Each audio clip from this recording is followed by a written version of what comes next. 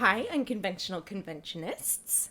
Thanks for tuning your dial to Time Warp Radio, the Rocky Horror Picture Show movie by minute podcast, where with each 7 minutes, we can make you a fan.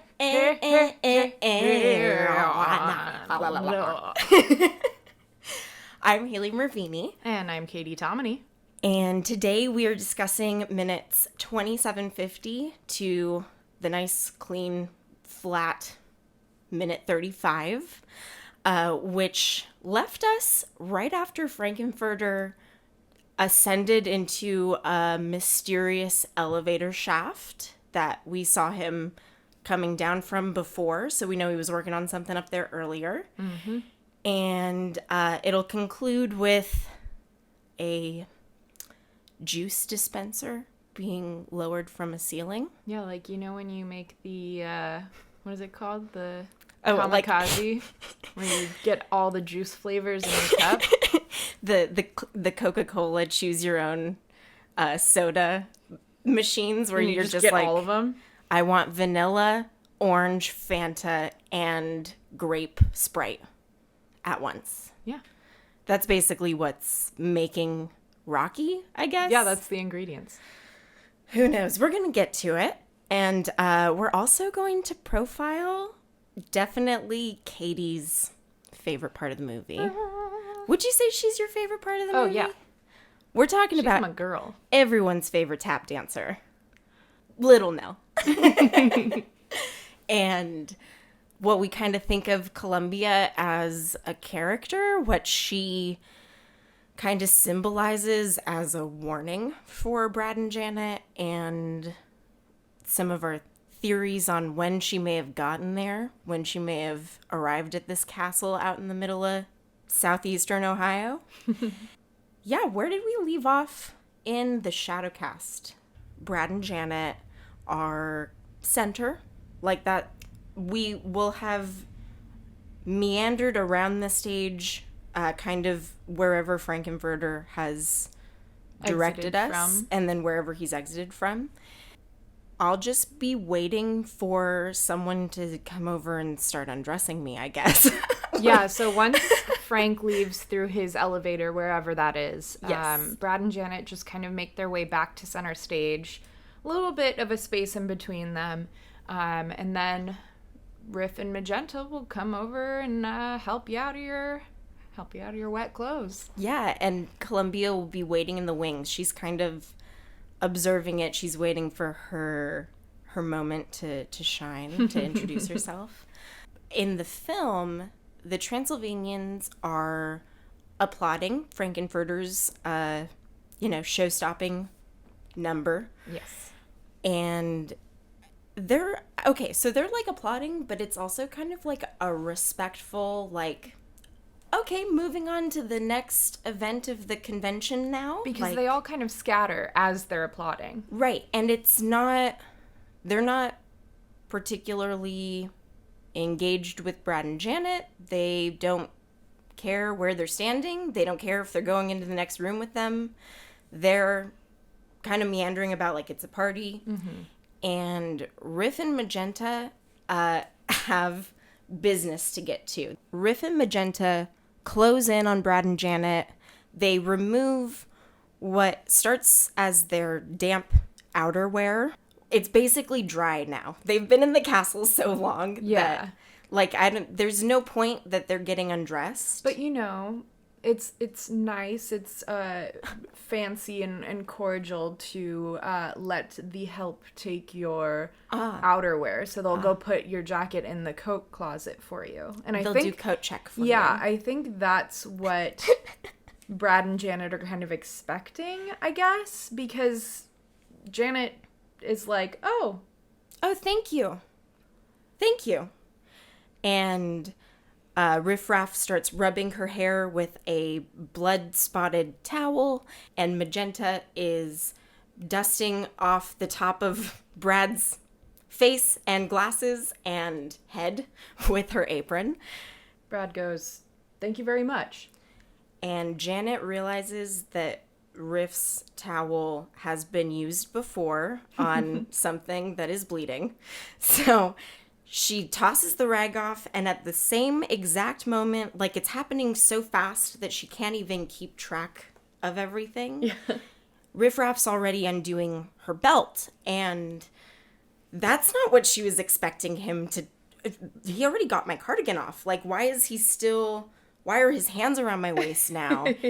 And Brad is not doing anything about it. He's just watching it happen. Yeah, Brad's just along for the ride at this point. Oh my gosh. She hits him with her purse. She goes, Brad! It's all right, Janet. And what do you mean it's all right, Brad? I want to know, is this how a normal person responds to strangers just quickly and suddenly undressing you down to your skivs? I mean, I think that Brad has just kind of accepted. He's at the point where he's going to accept whatever comes at him. He's just along for the ride. Like the way that I've always thought of him is he's just a golden retriever. Like he's just excited about anything. He's the ultimate like anthropology student, science student that's like, well, if this is their culture, if the second that you walk through the front door, they need to, look at you head to toe with nothing in between you, then I guess that's how they do things in Transylvania, right? In Romania, I guess. And Janet is just waiting for Brad still to ask for the phone. Like, still, he has not said to a single person in this crowded house, hey, remember when you said I could use your phone? Like, I would like to use that now that the song and dance numbers are over.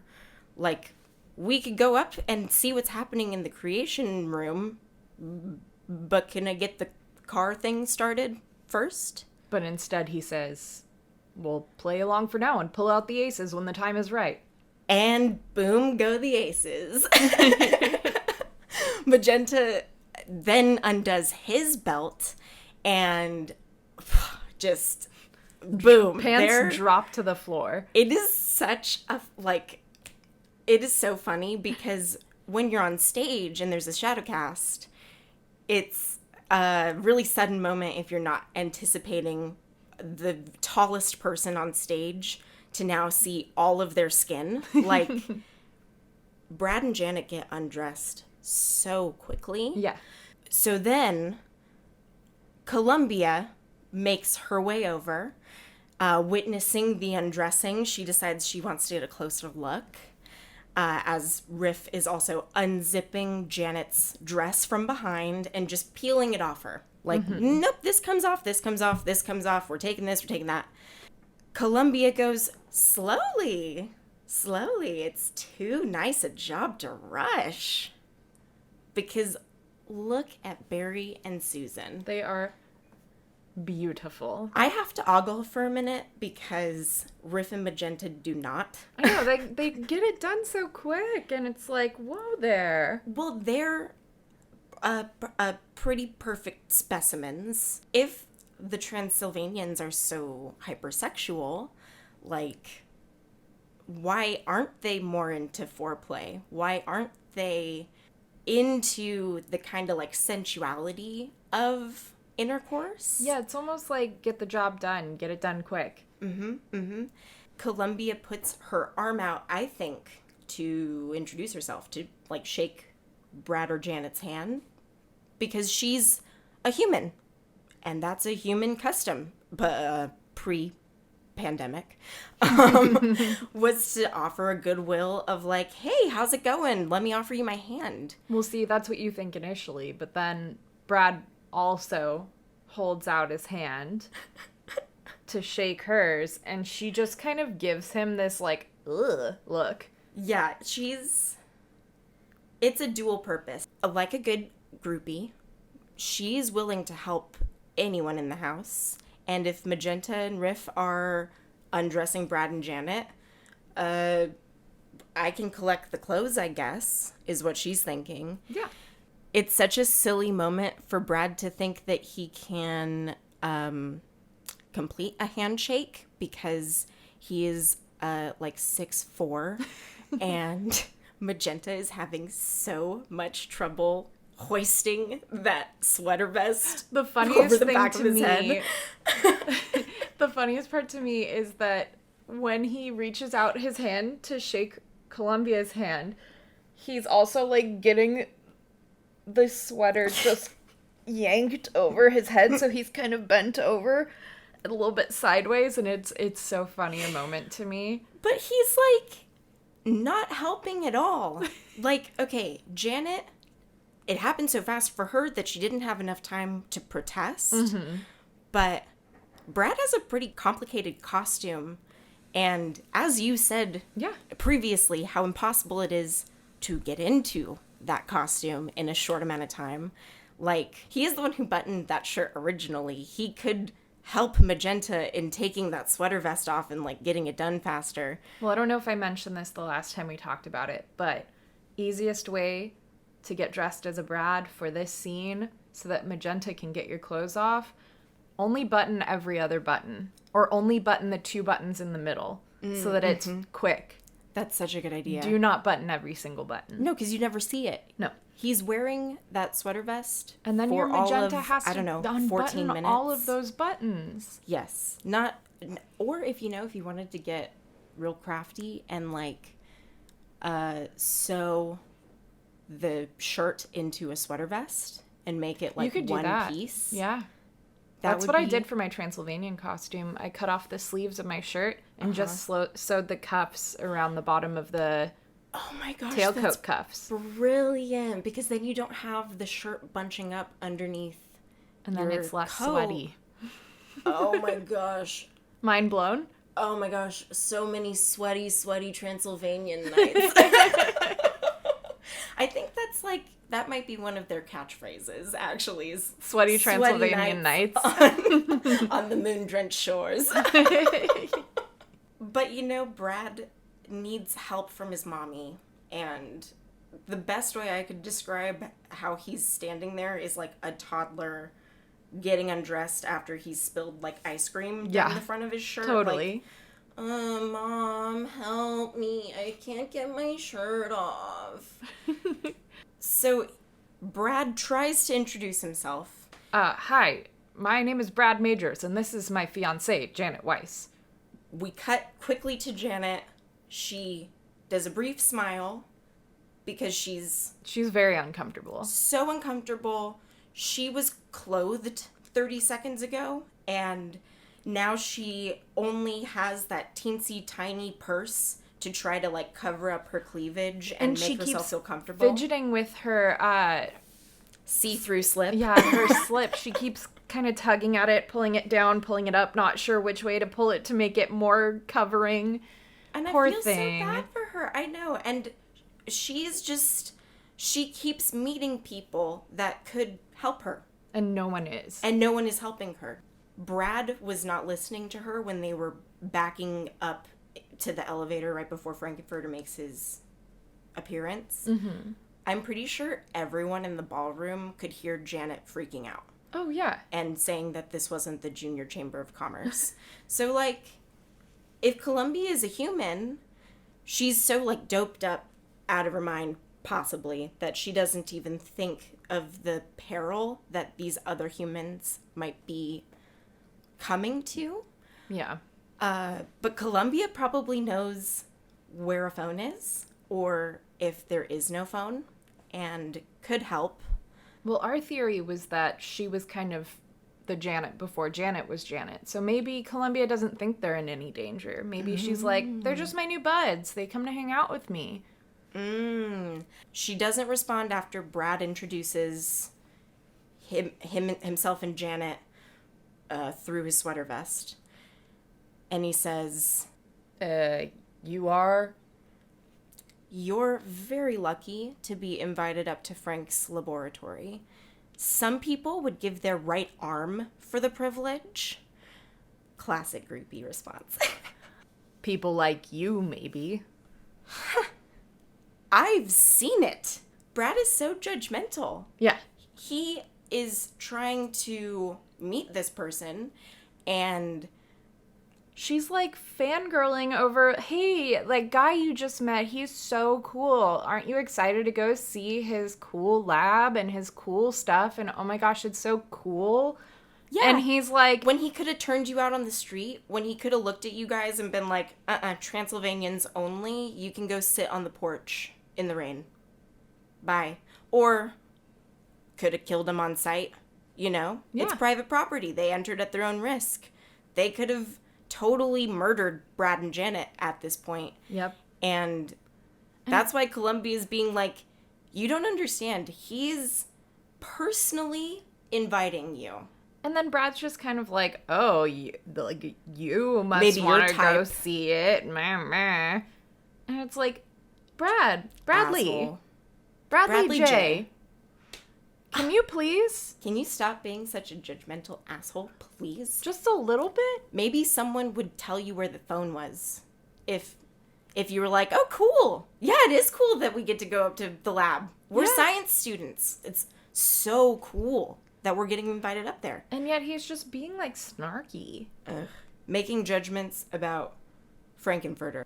Columbia throws all of the clothes that she's been collecting to the floor because she knew they weren't getting them back anyway. Well, not only that, but like even if she was actually gonna collect them, I wouldn't hold him either. Now that he's being a jerk to me, I'd be like, you can pick up your own shit. And they're not successful at that because Magenta does not let them pick anything up. And Scooches them away really quickly. it's either the requirement that the cost to entry into the lab is we make sure you're not wearing any wires. That could be a good idea. You know, like we get you naked. Yeah. We know you're not taking notes. I've seen that on TV in those mob shows. They make you get naked.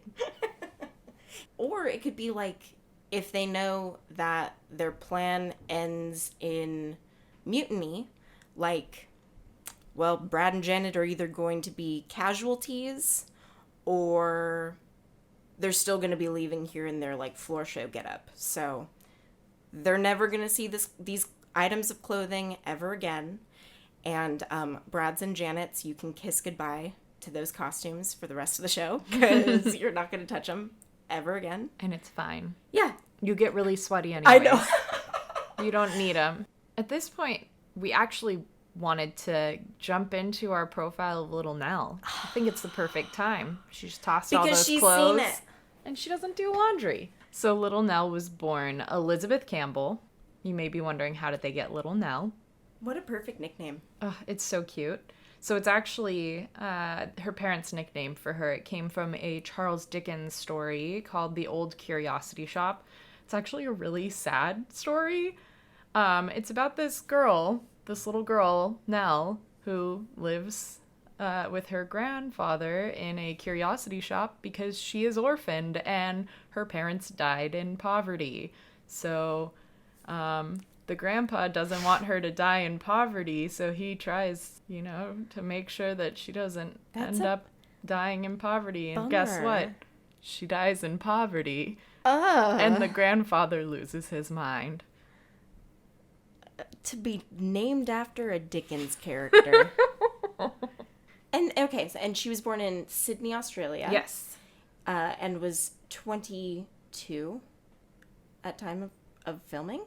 21. 21? Yeah. Oh my gosh, what She was a little baby. baby. That's why she's like the teensiest girl. And she's oh a my spitfire, man. She still is. And has so much energy. And she began dancing at the age of 10. Interestingly, after being diagnosed with hepatitis A. I don't really understand how that's a treatment, but like if it worked for her, hey, good. It probably was like helping Blood her- flow, Yeah. exercise. I don't know, but if She never stopped. Yeah. She's still tap dancing. She is, and she's so cute. She's so cute. In the early 70s, she moved to the UK with her family. When she was discovered by Richard O'Brien and Jim Sharman, she was a literal tap dancing soda jerk. Yeah. So she worked at like a soda shop. Like and- the equivalent of Cold Stone Creamery. Yeah. Yeah. And she would tap dance for tips and for entertainment. And they were like, hey, have we got a role for you? And she's perfect. She is. She's like, so perfect. She's bubbly. She's confident. She is brash. She's the only person who calls Frank out on his shit. Mm-hmm. Of everybody there. She's also the only human, so well, maybe that has something to do with it. That's true. But she's got that personality. Like, she can carry the role so well. It is so... God, she's just flawless. Well, there's a reason why everyone loves Columbia. There's a reason why folks love recreating her costume and love shadow casting her. It's because she's... Every moment that Nell was on screen, she notched it up to 11.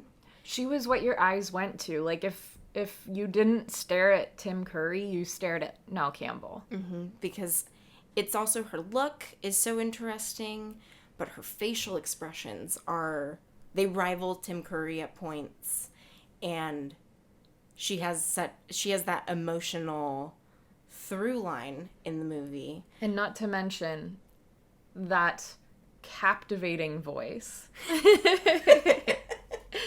And speaking of her voice, after doing the Rocky Horror Show in London, she actually started recording music with A&M Records. Uh-huh. So her first single was called Stilettos and Lipstick, but the B-side, now let me tell you about the B-side. It's called Do the Swim. It is Katie's favorite song. It's my favorite. It is it's Katie's so favorite song. Good. And I feel like I said that about like every song we've talked about on this show, but Do the Swim is literally my favorite. Katie, do you do the swim or do the rock? Do the Swim.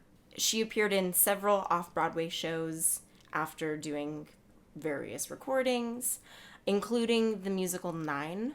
In 1986, she opened the nightclub Nell's on West 14th Street in Manhattan, and that was a favorite for lots of celebrities like Rob Lowe, Prince, Andy Warhol, Dionne Warwick, and even Susan Sarandon. Janet herself was a fan. A little bit later on, after it had opened, you would see people like Tupac there. Run DMC used to DJ all the time.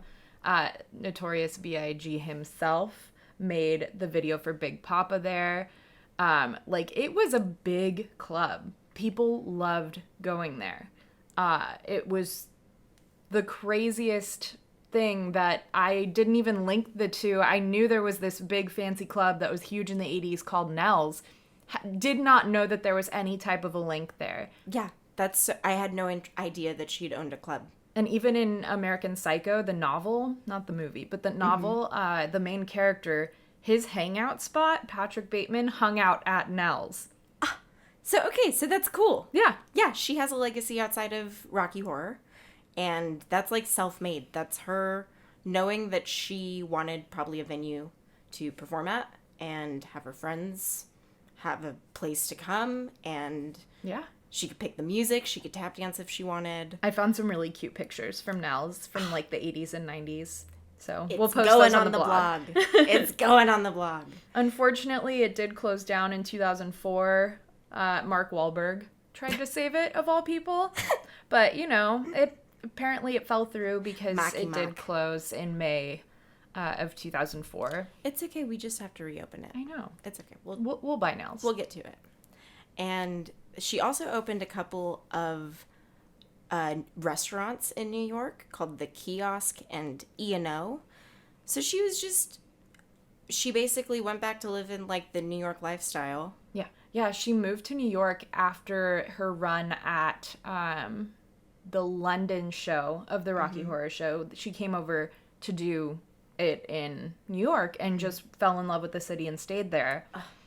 As does everybody. Yeah. Can't blame her. It's incredible there. She ended up giving birth to her daughter Matilda Violet, Tilly, love her, in June of 98. If you don't follow both of them on Instagram, you absolutely should, because Matilda is gorgeous and Nell is just flawless still. Duh.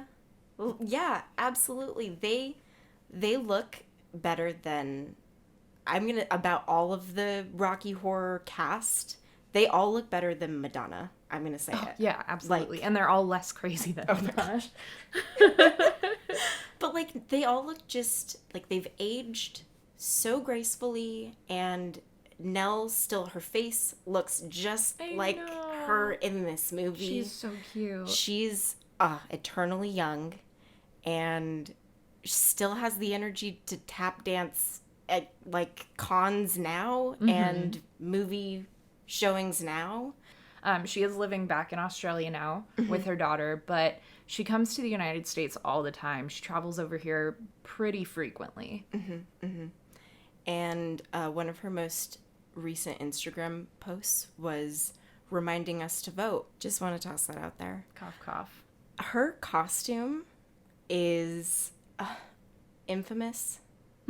Gosh, that is it. I would say that it is the most expensive costume to put together. And it's so... Like, even though Frank has all the different pieces and everything, finding a gold sequin tailcoat. What do you mean finding? You're making that. Yeah, I made You mine. made it. I made mine because Or someone else makes it for you. Yeah. Or you get crafty and you hot glue gun some sequin fabric to a black tailcoat. It is the biggest pain in the butt, and it is so expensive to get one made, and it is so physically painful to make one. Because your eyes are bleeding by the end of it. And Because your fingers. Well, it's not just... So it'd be one thing if she had a different thing underneath. But the bodice, her sequin corset, oh my gosh, literally would go blind having to individually sew all of those sequins Luckily, onto that corset. So there is actually somewhere online that you can buy the fabrics for Columbia's costume on Etsy if you search for satin worshippers. They have not only the fabrics, but you can also purchase costumes from there as well. They have the rainbow sequin fabric ready to go. Brilliant. It's so easy nowadays with the internet. Like, if you look it up on Etsy, there are so many Rocky Horror costume shops that are so nice. It's just an investment, and a gorgeous one at that, because oh man, that so she wears that sequin corset for the majority of the movie. Kind of. So she wears it till right after she throws the satin robes at Brad and Janet when they're going to bed. Oh. So yeah. She changes for Tetcha, and then she's in her pajamas, right? Okay. So then My favorite part of the movie. because then you're like in your PJ cozy time. clothes appropriately at 2 a.m. Yeah. Like, you're like, I feel like this is a proper attire for this time. But she's also got those rainbow striped shorts over fishnets. Yes. Do you wear tights under your fishnets as well? I do. Okay. But that's because I got really pale legs, and I think I would blind everyone. I have really hairy legs, so I just don't want people to be like, ooh, Sasquatch. I am usually wearing about 1,000 layers, no matter what I'm doing at Rocky. So with Columbia, I have like Your tights? flesh-colored tights. Yes. Then my black underwear. Then my fishnets. Then on top of the fishnets, you have the blue socks and the rainbow shorts. And then you've got your bustier. The dog collar necklace. The dog collar. And then over the top of the dog collar, you have the bow tie, the pink sequin bow tie. Right. And then the tailcoat, the sequin tailcoat, and then the top hat. So But I'm literally wearing like layer on layer on layer. She only uses that for her breakout moment for Time Warp. Yeah, so the top hat, the tailcoat, and the bow tie go away like right after Sweet Tea when you kind of go off stage for a second. As you walk back on to collect the clothes, you're just wearing the bustier, the dog collar, and the shorts. Yep. And obviously the shoes and stuff. But you take off the top hat, the tailcoat, and the bow tie. That costume, man. And people love recreating that costume as non-shadowcasters, as cosplayers. Because it's so pretty. Yeah, and it's one of those that if you are a diehard Columbia fan and you know you want to be Columbia for this Halloween, next Halloween, the Halloween after that, the Halloween after that, plus whenever you're going to go see, like, a Rocky Horror show, like, yeah, why not?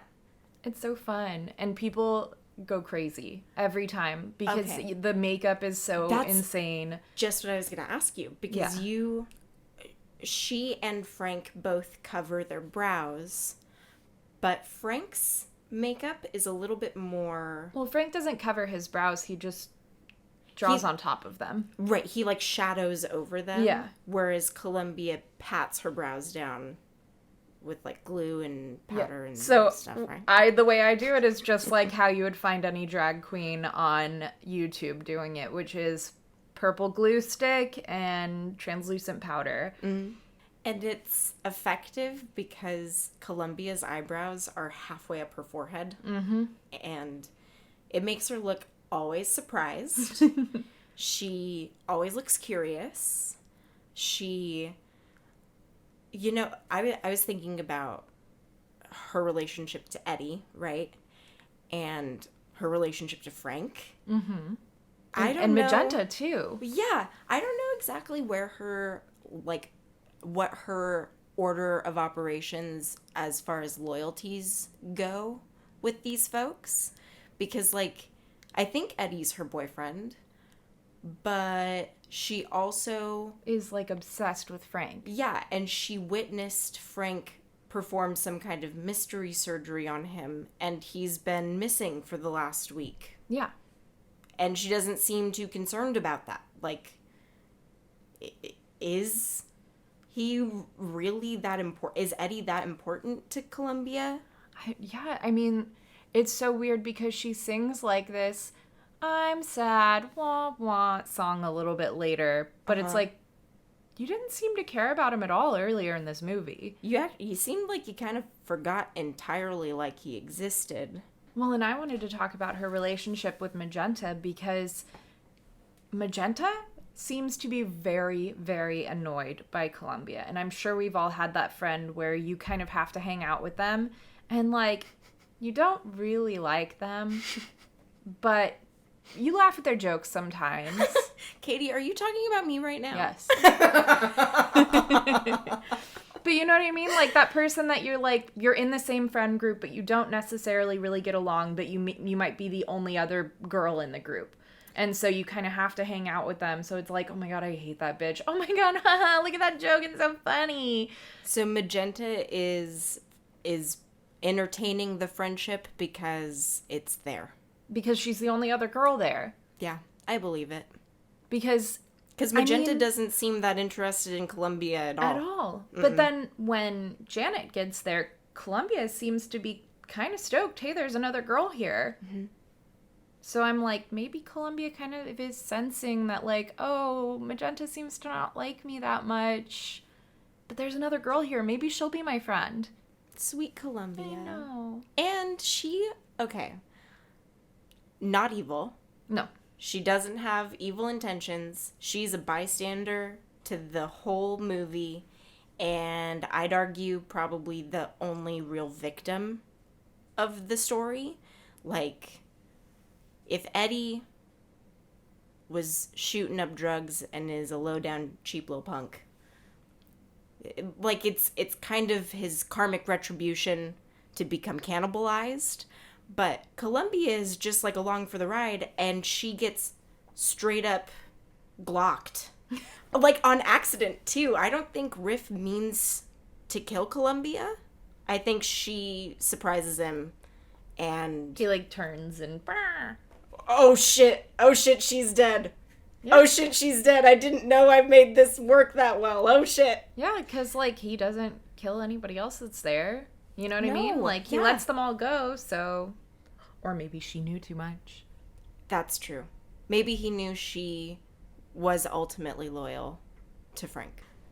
So, back to the movie. Magenta is preventing Brad and Janet from grabbing as much as she can, but like Brad kind of like sneaks past her and he's like, wait, my shoes, my brown loafers, I need them. The only thing I'm going to make sure to grab is my shoes. And Magenta pushes them along. She says, come along. The master doesn't like to be kept waiting. And they cut now to Riff Raff leaning against the elevator, and he's drinking that champagne bottle straight out of the bottle. It kind of made me sad because I was thinking about he brings a cup to Frank, right? Mm-hmm. If they're working on this experiment together, you know, and this is the big night, our project is coming to fruition, we should be celebrating together. Let's both have a bottle of champagne and we can both drink the whole thing and have a good time. Yeah, but Riff has to like sneak it before he gets there and like has to drink out of the bottle because he doesn't get a glass. We also see in the background of that shot more marble busts and porcelain dogs on the mantle. And those things are so precariously perched. Oh my gosh. Like, if you nudge that china cabinet, they're gonna come toppling off. Well, it's gonna maim somebody. That thing, imagine a bust that high up falling to the ground, which it will do when the ship takes off later. Like, they haven't secured any of their valuables. And that tells you how little they really care about any of the, quote, fine art they've acquired. Like, they're like, okay, if that bust breaks, we have 14 more in the closet. And also, marble is valueless in Transylvania money, so meh. Who gives a fuck if it breaks? Frankenfurter's been collecting this all anyway. And Magenta tells Riff Raff, shift it. So he drops his champagne bottle, and oh my gosh, I didn't know that was a surprise for them. When we listened to the commentary, all of them didn't know that Riff was going to drop the champagne bottle, so the reaction you see of surprise from them is authentic.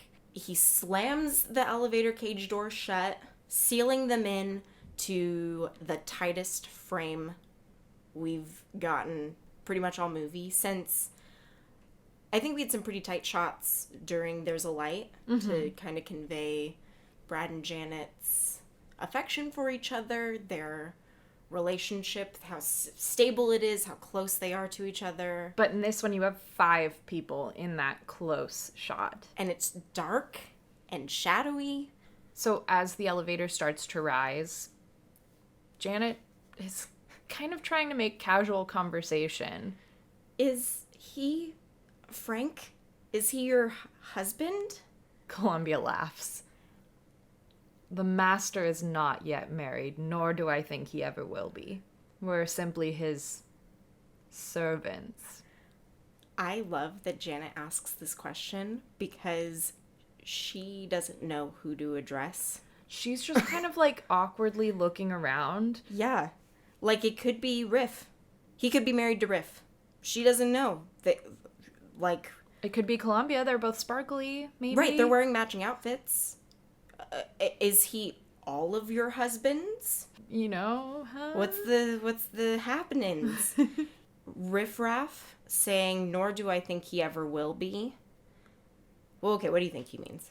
You know, on first listen, it's like, oh, Frank's a hoe, blah, blah, blah, whatever. But what if he's, like, thinking about, well, if we're successful in our mutiny, then he's not going to have a chance. Yeah, I think that too. I think he already knows that he's building that pitchfork that he's going to use as a weapon later.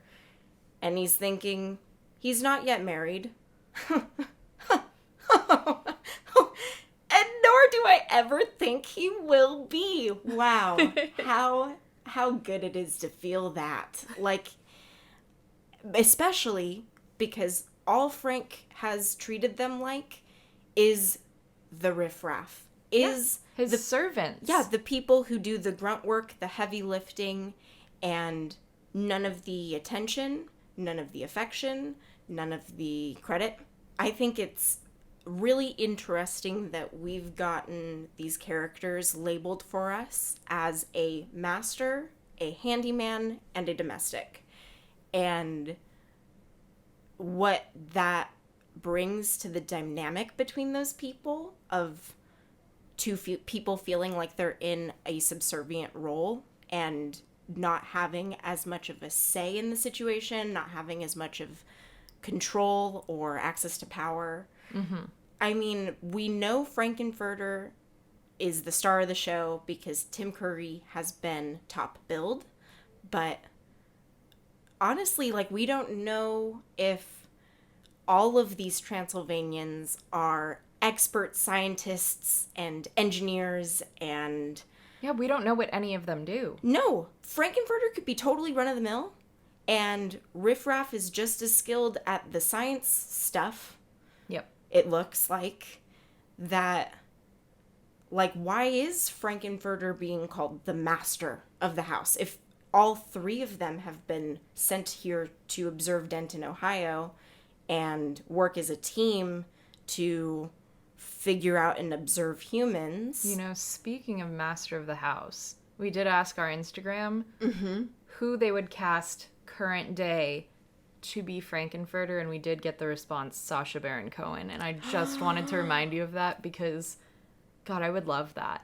Oh, you know, he's active again. He's doing that new Borat. Mm-hmm. He could totally... And he does sing. Mm-hmm. Mm-hmm. Yeah. No, absolutely. He would be the right blend of...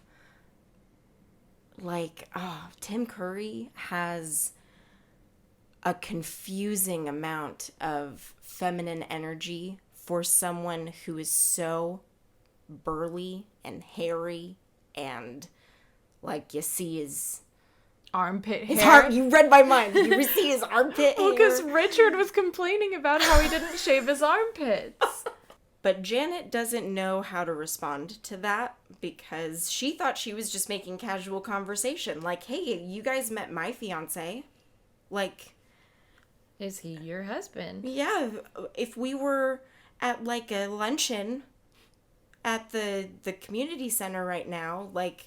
Janet would be standing with the other suburban women and would be asking which one of those guys over there is your husband. Like, it's not Janet's fault. She doesn't know how to exactly socialize with these people.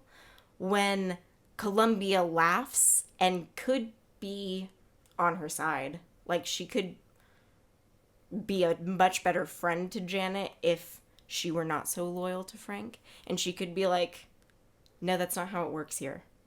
Yeah. We don't get married. They don't get married. They don't get married. They don't do that. They don't do it here. So it doesn't matter. But instead, Riff makes it about something totally different. Janet's like, awkward. I love those shots of them in the elevator. We first see them passing the stable camera that, like, I would describe as the view of maybe that runaround walkway that Frank chases Janet around during Planet Schmanet. Like, we know there's something around that elevator shaft. Yeah. But we see in the corner of the frame Oakley Court, what is the real Oakley Court location with a real elevator that only goes up so high. I wanted to mention, too, that the ballroom we were just in was in the real Oakley Court, the falling apart, now a hotel, Oakley Court. We see the last of that original location. When we flip perspectives, we're now seeing the lobby of the grand foyer of the castle, and we see the lamp fixtures that are very torch-like. Yeah. It made me think they were like angry mob torches. Mm-hmm. We see the next level of... The next floor. It's a very short floor, though. And we get plunged into darkness because we actually change filming locations in that shot. And the following frame and perspective is of the elevator coming out of the floor into the pink tiled laboratory at Bray Studios, which was constructed as a set.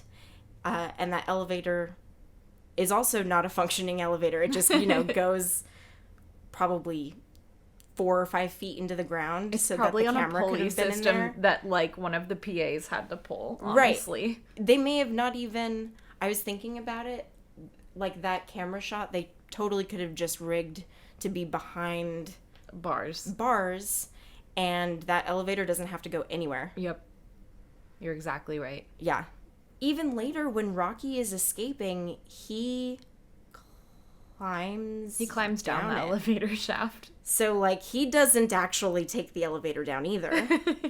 And, wow, what a lab.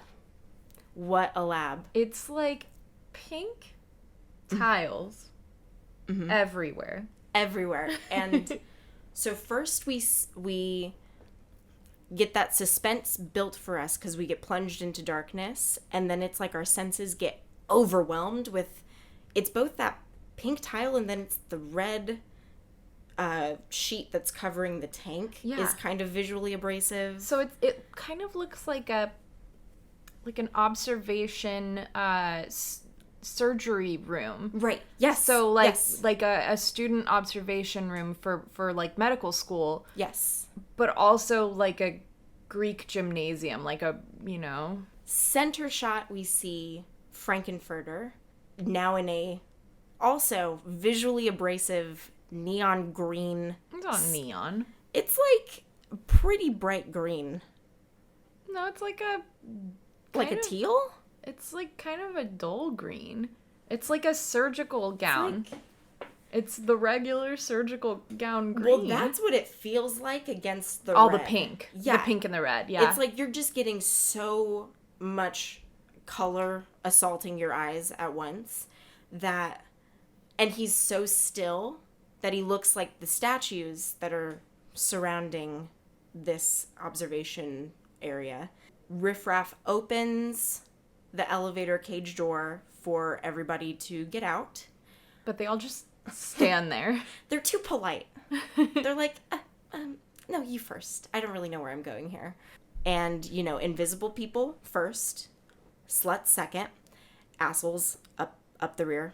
And Janet politely and cautiously sidesteps out of the elevator, making sure she doesn't, accidentally brush up against anybody. And the following camera frame we see is from Brad and Janet's perspective of doing that 360, taking it all in. So we get a really good view of the whole room on this 360 shot. So you see all of the Transylvanians up on that observation deck. You see that there is a control board, a big red control board. You actually get to see a little bit of the ceiling. It's really beautiful. But it's like too much to take in. Yeah, it's so much. We just get a gloss over it because there's that dome that we saw from outside. Now we get to see what the inside of the dome looks like. And then, oh wait, all the Transylvanians are already here. Oh, whoa. But wait, did you see a door? Well, how did they get up there? How'd they get up there so fast when it didn't take that long to get Brad and Janet into the elevator? They didn't dilly-dally. No. The Transylvanians are waiting for them when they're up there. And when we get that pan across the group, the entire deck is full. There is no room for any more observers. Nope. Brad and Janet are not being invited to observe. Yeah, they're part of it. They're part of the observation. They've got to be down there. Yes. And then... Theory time. Please. Gonna put on my tinfoil. Please. Do Transylvanians have superpowers? Hear me out. Hear me out. Okay. They got in that room so quickly without a door. They couldn't have all fit in the elevator at the same time. Never. So, can they walk through walls? Can they teleport? More evidence to back up my theory? Is Frank a shapeshifter?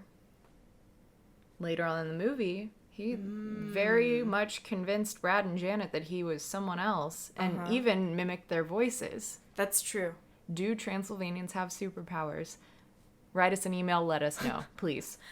No, that's really interesting because I always write off the bedroom scene as cheap wigs and just a good trick of the camera and a good trick of the music editing. But the voice.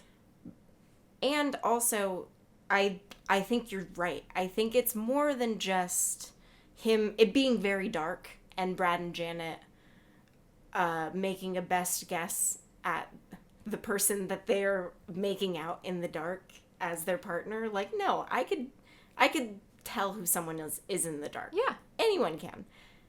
I like it better if Frank is a shapeshifter. Yeah, literally walks into the blue bedroom as Janet. And that's how he gets into the canopy. Wild. There's also a stage with a microphone set up centered between two Greek statues. So why do you think that there is so much Greek influence in this lab? Why do you think it kind of is reminiscent of that kind of Greek gymnasium with all of the marble statues everywhere? Well, I was thinking of Steve Reeves, like Frank does most hours of the day. Steve Reeves and his sword and sandal movies, maybe? Yeah. And I think also we're about to get a whole bunch of distractions flashed in front of us. And I think that's part of what Frankenfurter was warning us of, like, you guys look groovy. If none of this is for you, if you don't like anything that's happening on stage right now, you don't like the men in women's underwear, and you don't like that people are half naked in front of you, we're about to give you some visual eye candy that, like, even the most straight-laced people who find themselves at a midnight showing could look at Rocky, and it's kind of like taking in an old Steve Reeves movie. Like, at least there's some eye candy. Yep. At least if I hate everything else, at least there's that one blonde, muscular dude. Right? I just wanted to say that the pink tile, Brian Thompson purposefully chose that, he says, hideous color. Because he found something very similar in a really sleazy hotel bathroom in the middle of Amsterdam. And he himself felt like it was very tacky, but it was something that Frank absolutely would need to have. I mean, I also need to have a Pepto-Bismol pink room in my house. Let's start tiling your bathroom. Okay. Let's do it. Riff Raff has made his way over to Frank and is offering him that glass of champagne. Mm-hmm. And Frank takes it because he's being served. And that's what he expects out of his servants, is for them to bring him his champagne. And he looks bored. He isn't polite to Riff Raff at all. When they've been working on this project together, again, they could be chums. Yeah. Frankenfurter could have been very nice to Riff Raff. And we're just getting tastes of the abuse that Riff has been possibly subjected to, that later we see, like, him literally getting abused.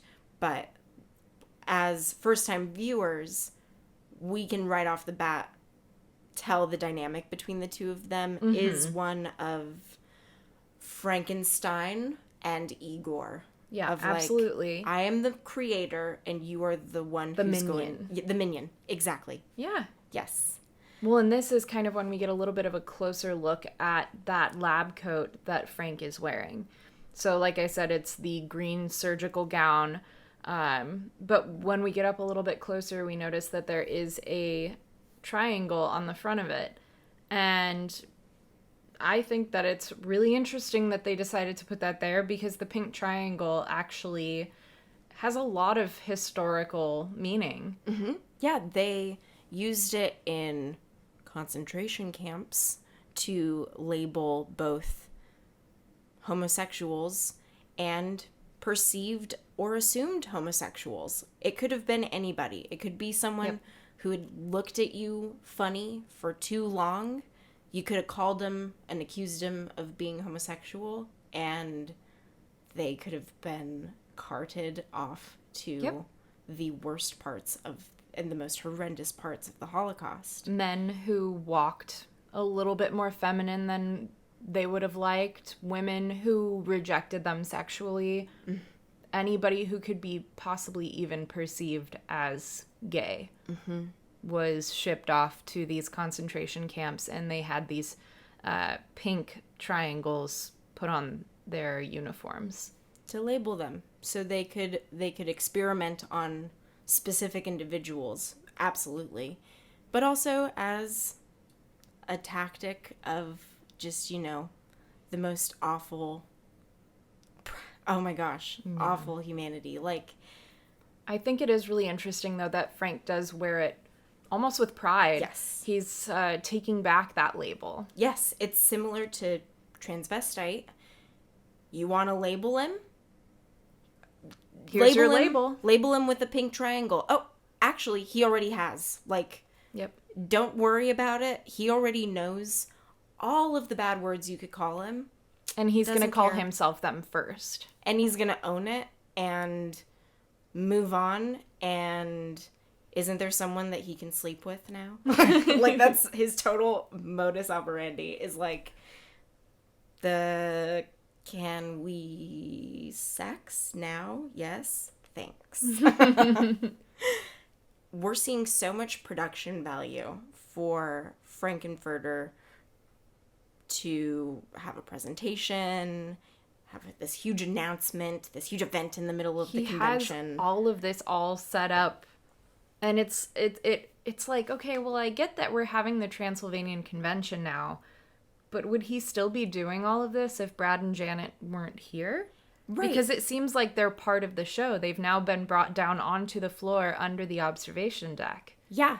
So upon realizing that they are down in this observation deck, Brad and Janet kind of have this mutual moment of panic, and they, like, very quickly grab hands. Yes. Like, what did we just walk into here? And Frank calls out for the additional help. Magenta, Columbia, go and assist Riff Raff. And this is the first time we're hearing any of their names. Yeah.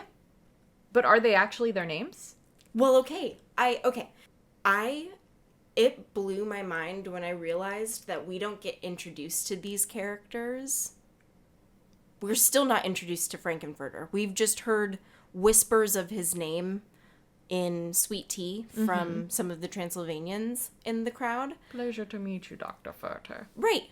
But otherwise, these are mystery people Yeah. to us. We don't know if they're friendly. We don't know if they're hostile. We don't know what their motivations are yet. There's mysteries. And these could literally just be nicknames. Yes. Magenta because she has reddish hair. Yes. Columbia, like Columbia Records, because she's into music. And Riff Raff literally because he's doing the grunt work. And He's the Riff Raff. yeah, he's not royalty. He's not the chosen one. He's not the master of the house. He's who cleans up after me. Ugh, what nicknames. If those are nicknames. And then, like, what could their real names be? Yeah. Or maybe Frank just doesn't 39. care. Frank just doesn't care enough to learn their names. So he was like, I don't know, Magenta. Columbia. Yeah, those are cute nicknames. Yeah, you look like a Columbia. Yeah, I believe that. Yeah. As he says their names, they step out onto either side of Brad and Janet. Magenta to Janet's right and Columbia to Brad's left. They walk across the stage to go and assist Riff Raff. Yeah, and so on stage, performing with chaos, shadowcasting this scene is really tricky because there's so many camera movements. Yeah. There's a lot of not only camera movements, but also character movements. So one character will be off screen for one shot and then on screen for another shot. And in the background. And it's important that they're in the background. So Or Riff Frank Raff is back is- there setting up the microphone. And then, but where are Brad and Janet and where are Columbia and Magenta? It's Well, and it's a then- lot of maneuvering. And Frank mugs to the camera multiple times. Oh, yeah, So- he's staring directly into that camera. Yeah, it's fun in a shadow cast when you have a Frank that is addressing the audience in the theater at those hammy moments that Tim Curry is baking into the character. How that ends up kind of being as a Brad and Janet, you're standing on stage left, and Frankenfurter will kind of walk around you and hand you your lab coats, and you kind of are fixtures, more or less, so that whoever is performing as Frank does have those moments to address the audience. And like I said before, Riff Raff is in the background, kind of near where the screen would be, probably pretending to set up a microphone. And Columbia and Magenta, while Frank is talking to Brad and Janet, will go off stage, go put on their white aprons and their pink masks for his speech, because they're his assistants. magician's assistants, Yeah. one would say. Definitely a magic act. Yeah. Columbia and Magenta were originally one character. Yeah, so there was originally only one female counterpart to Riff Raff. So it was going to be Frank, Riff, and then a lady. But the role had been promised to Marianne Faithfull, who was a regular performer at the Royal Court Theatre, was kind of in with that crowd. But the role had already been given to Little Nell. So Richard, thinking on his feet, split the character into two, so thus giving us Columbia and Magenta, and then Faithful had to drop out of the show. Because I was going to say, like, I don't recognize that name. No. So she ended up dropping out of the show, and Patricia Quinn, who was already singing as the usherette in the beginning, and she only had that part at the beginning, took over, thus giving us the usherette Magenta duo that's so common in Yes. a lot of the shows. Yes. And I think it's interesting because as counterparts, they do kind of operate with similar motivations, Yeah. I would say. So if we looked at this laboratory now, take a good look at it, because this will become the reconstructed ballroom for Floor Show and I'm Going Home, because They didn't have room to build it anywhere else. no, yeah, there may have been holes in the walls and the ceilings at Oakley Court, but there were no holes in the floor. There was not a swimming pool in Oakley Court, so they had to build an entire set, which they had to demolish the entire laboratory Yeah. to be able to recreate an entire second whole set just to have that swimming pool in it. And Frank has given his directions to his help, and now he gets to go back to being the host of the party. I will entertain And he gives us a handshake. It feels like Tim Curry's hand is reaching out of the screen to us as viewers. It's so meta. And I'm Brad Majors, and this is my fiance, Janet Weiss. Weiss, Weiss? Brad is so flustered. He forgets his fiance's last name. And he almost knocks Frank off balance with that clap of a handshake. He's a real manly man with that handshake. And he knows her name is Weiss. He Why said does it before. he say Weiss? I think he is just so thrown off by Frank because we've mentioned it before. We believe that Brad has been questioning his sexuality throughout this film, and now he is being confronted by this being that's kind of above and outside of any gender presentation he's seen before. And he doesn't know how to act because he's like, wow, bing, hearts for eyes, like, Yes. jaw hits the floor. And I think he just totally, his mind is not on his fiance, let's say. Do you think that's how Dr. Scott pronounces Janet's name? It might be. Because he's got that German? questionably German accent. He could call her Janet Weiss. He could. I believe it. And in that way, like, Brad may be associating a Dr. Scott kind of connotation here in meeting Frankenfurter, of meeting this illustrious scientist. Like, now we're in his laboratory. Yeah, Like, that totally could be it. but Janet is just so embarrassed now because she's been misintroduced. She's not even looking Frank in the eye. But he knows just how to fix the situation. Frank picks up her hand, gives it a kiss, and says, enchanté. And wink.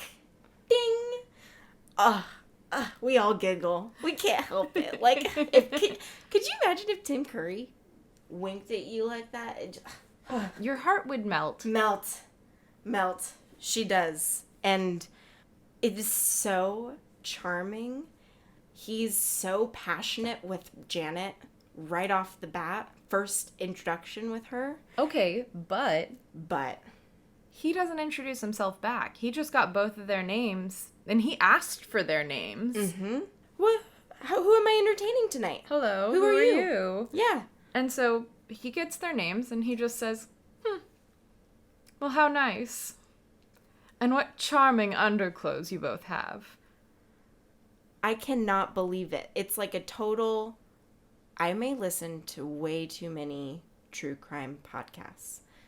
But, like, that's like a Ted Bundy thing of like, oh, what's your name? Oh, Katie. Hey, thanks. Katie, do you think you can help me load my books into my car?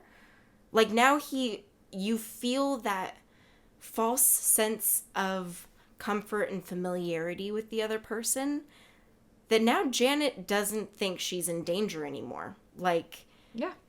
we know each other. We've met. But they still don't know his name. If anything were to happen and Janet were to run out of there screaming right now, she's going to be like, oh yeah, there was that guy there at the castle in the middle of nowhere. You know, the guy? The guy with his... Oh, what was his name? They said his name. Did they? And at this point, Frank grabs 2 white lab coats from Riff Raff and hands them to Brad. But here, put these on. They'll make you feel less vulnerable. Charming underclothes. That's such a charismatic way to describe Tidy whities. tidy whities. Both of them in their purest whites.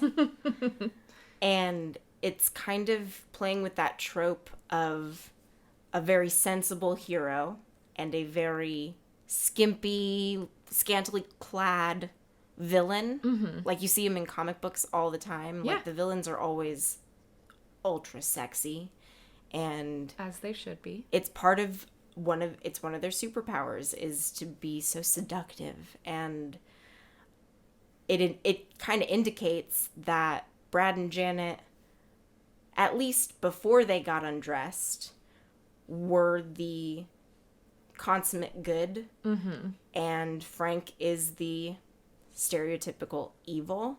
But now that they're all naked, mostly naked, it's harder to determine who is the real villain in the situation. Well, and another thing I wanted to point out really quick before we get on with more of Frank's speech that he's making to Brad and Janet. He seems to be making certain statements, not at Brad and Janet, who he's talking to, but directly to the Transylvanians, and you know it's to them because you can hear them chuckle in the background. And he's making eye contact with them, but like he's looking up at the observation deck, and one of those is vulnerable. Mm-hmm. He says vulnerable while looking up, and you hear them chuckle. That just says so much about what they think of human beings, that really, guys, this is vulnerability for you, is being in your underwear. Like, you're really not even that undressed. Like, you could be wearing less clothes, Brad and Janet. You could be totally naked. Yep. But silly humans, they feel so vulnerable when they don't have their arms and legs covered. That handoff with the lab coats was so choreographed. Like, where did they have 2 lab coats just sitting around? Do they expect 2 additional observers on the floor? Would Frank have done this if he didn't have Brad and Janet there? He had the lab coats. He brought them down onto the floor. Like, this all seems so set up. So do you think then at the Denton Episcopalian, Frank was scoping them out? Absolutely. Yeah. Mm-hmm. I think he went, those are the 2. Those look like a couple gullible ones. Mm-hmm. They look like they're looking to party. And he's not wrong. They don't run screaming for the hills. They go along with every step of the plan. At this point in the background, you see Magenta and Columbia cross back over to the stage where Riff has set up the microphone. And Brad and Janet are in the bottom left of the frame, buttoning up their lab coats, like having a little bit of difficulty with it. But I love this frame too, because you see, like you said, Riff is in the back, actually at the microphone, wanting to be at the microphone, wanting to be who can present his work. Poor little baby. Yeah, just wants some attention. And we've got Brad and Janet and Frank off framing Riff, and then we have those 2 statues of David and... No, it's just David. Just David. They're like mirrored statues of David. It's like the Mona Lisa. The mirrored Mona Lisa and Lona Misa. Lona Misa. David and... Divad. Frank continues talking to the Transylvanians. He says, "It's not often we receive visitors here, let alone offer them hospitality." And, okay, let's just think about that for a second. He's outright admitting to Brad and Janet that they do usually shoot on site. Like, we don't let people in here. This culture. Yeah. You guys are... Columbia told you earlier how lucky you were to get invited up to my lab. But let me double down on that. Like, we could have killed you guys the second you walked in the front door. Mm-hmm. And you were goners from the second you walked out of your car. Look, we're just surrounded by Transylvanians who are usually not hospitable to humans. Hospitality? All we wanted to do was to use your telephone, god damn it, a reasonable request which you've chosen to ignore! Oh, Brad, don't be ungrateful! Ungrateful? It's super asshole! And, of course, this is when Brad chooses to finally ask if he can use the phone. Yeah. He's waited this whole time. And he throws a tantrum about it. Yeah. Like he's been asking this whole time or something. No. He asked, like, once. And, like, very much like, oh, when you get a chance, can we, like, use your phone or whatever? Like, yeah, it might be long distance. So, like, you decide if you want me to use your phone. That's, like, what Brad is basically doing. Is like, I mean, whenever you guys are going to get to it, you'll get to it. But it distracts him from hearing what Frank has just told them, and he's so concerned with that toxic masculinity that he must dominate Frank. And he takes his glasses off and he's steaming from the ears. because that's what he thinks real power is. Yeah. The room gets silent. Everyone looks to Frank to see how he's going to respond, and he just slowly smiles, and he says, "How forceful you are, Brad. Such a perfect specimen of manhood. So dominant." They all giggle again, and that normally would be quite a high compliment. Yeah. If Frank were not being a sarcastic queen. Again, like, he's kind of flirting with Brad. He's kind of, oh, okay, you have a little bit of bite in you. You have a little bit of fire. Such a submissive, really, honestly. And does dominant mean well-endowed in Transylvania speak? I know, because he's, like, so dominant. And everybody looks... They look at his junk, and then Brad notices that they're looking directly and he covers up at his lab coat. He's like, oh, no. But everyone looks. Janet looks. We get a cut to two all the Transylvanians, and they're, like, using their, like, binoculars, their opera glasses. Uh-huh. "You must be awfully proud of him, Janet." For what? For finally asking to use the phone? Yes, I am. And she has no idea what Frank has just asked her. She has been so, like, la, la, la, la, la, la. Since he said, enchanté. Yeah. Like, if... She's been in another whole world. Yeah, the world has been illuminated with the French language for Janet. And when he's talking to Brad, she's, like, got those goo-goo eyes. She's staring at the back of his head when he's not looking at her. Like, she is zoned in on Frankenfurter. And that response is so performative. And she's looking at the Transylvanians like, oh, is this what I'm supposed to say? I'll play along. Yeah. Oh, yeah, I'm totally proud of him. Don't know what we're talking about. What were we talking about? Yeah, proud of him. Yes. It addresses the trope of the power of lust and how Frank is using people's desire for simple pleasure in some cases, and then in other cases, like, determining their sexualities. He's ultimately corrupting these characters. Mm-hmm.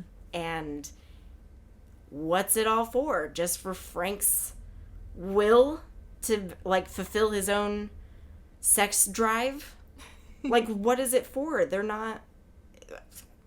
Since Frank has already buttered Janet up, he turns back to Brad. "Do you have any tattoos, Brad?" "Certainly not." "Oh, well..." He turns to Janet. "How about you?"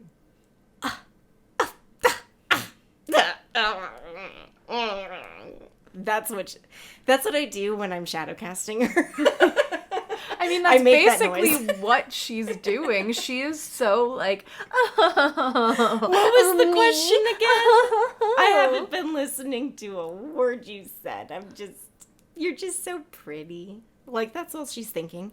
Frank is asking to see, like, you know, like, I can see basically all of your skin. I can tell you don't have any tattoos. Because, like, I would see them on your arms or legs, Brad. But are there any even deeper hidden secrets that, like, do you have a tattoo on your ass that we're not seeing? Do you have a tattoo on your feet that we're not seeing? Like... Because you're still wearing your white socks? Yeah, exactly. And your shoes, your loafers. Like, he's trying to connect with Brad in any way to see if there's that common thing of interest in, at that time, like, an alternative... Tattooing isn't, like, a lifestyle, but, like, then it was. In the 70s, if you were a tattooed person, you were labeled as a person with tattoos. Yes. It was slowly starting to become more mainstream, but it was still kind of more for the rock and rollers. Mm-hmm. Janis Joplin went on TV and she showed her tattoos, and the women all lost their mind. And they all flocked to the tattoo shops, and they were like, I want a little tattoo on my wrist just like Janis Joplin. Mm-hmm. Mm-hmm. I want a tattoo on my chest of a heart just like Janis Joplin. But it was all the rock and rollers. Mm-hmm. It wasn't just anybody. It wasn't like Joe Bob going to his office job over there is going to have, you know, a tattoo of Boss and a heart on his arm. Yes. It's not like a normal thing. It was like kind of for the alternative lifestyle. Yes. What do you think Frank's assumptions are of humans with tattoos? Well, he has tattoos. Mm-hmm. So he's obviously a little bit more on the woke side, we will say. Because the people who were introducing the tattoos during this time period were the hippies and the free love movement and the feminists, because during the 60s there was a huge awakening of a lot of feminists. So those were all of the people. Yeah, there were. Those were all the people that were flocking to the tattoo shops for them. And Frank saw these people and were like, I can dig it. So Riff Raff has been lurking in the background and slowly creeping his way over to Frankenfurter and totally interrupts their romantic moment that Frankenfurter and Janet are having. And he says, everything is in readiness, master. We merely await your word. And that kind of implies that Frank's not doing any of the heavy lifting around here. Like, if we weren't already given so many clues that he doesn't lift a finger around the castle already. Riff Raff is kind of asserting his own dominance in a way of like, I wish you were giving me a little bit more credit for this, dude. Like, I did set this whole place up, and I'm kind of just waiting for you to get started. Yeah. Do you need to be flirting with them right now? You know? Riff is not very different from Frankenfurter as far as basic character traits go. Like, they're both cunning. They both scheme. Mm-hmm. They're both obsessively jealous. And they're both willing to kill when in a blind rage. Yeah. So, why isn't Riff the master of the castle? Is it a blood right thing, do you think? Isn't that something to do with the sequel, that Frankenfurter is a prince? He is a prince. Okay. His mother is the queen. He's only here for the flashy parts of the experiment. And that's Riff's, like, main frustration with him. It's hard being a handyman, okay? Especially when Frankenfurter, who's been just, like, kind of sipping on his champagne, just straight up pours it on Riff on his way over to the podium, like, fine, you need me in my spotlight. And he tosses his drink all over Riff. Yeah.